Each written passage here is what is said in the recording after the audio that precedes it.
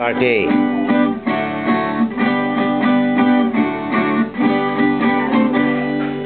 Me recordo com muita saudade a fazenda onde eu me criei, a escola coberta de tábua e a professorinha com quem estudei, meu cavalo ligeiro de sela e as estradas que nele passei.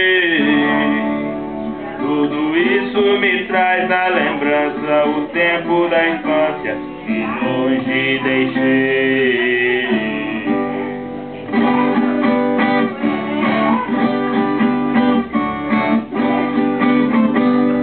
Eu dançava nos fins de semana os bailinhos do velho matão. O matumbo pousava no tronco seguro nas rédeas, manoteando o chão. A sanfona gemia num canto, com viola, pandeiro e violão. Minha dama encurtava o passo, seguindo o compasso do meu coração.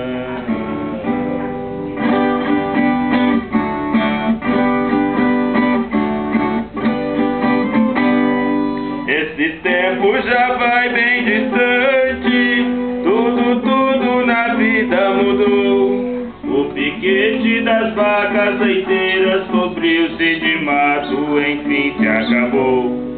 Meus parentes mudaram de rumo, ninguém sabe também onde estou.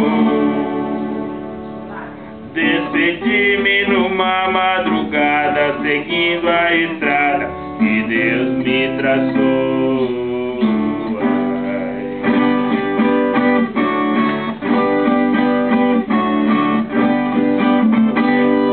Adeus Conceição do Monte Alegre, adeus povo do bairro Cancã, adeus pousada de boiadeiros, abrigo dos peões de Chaporã. Lá reside um César Botelho que demonstra ser meu grande fã. Com saudade de todos vocês, eu volto talvez num outro amanhã.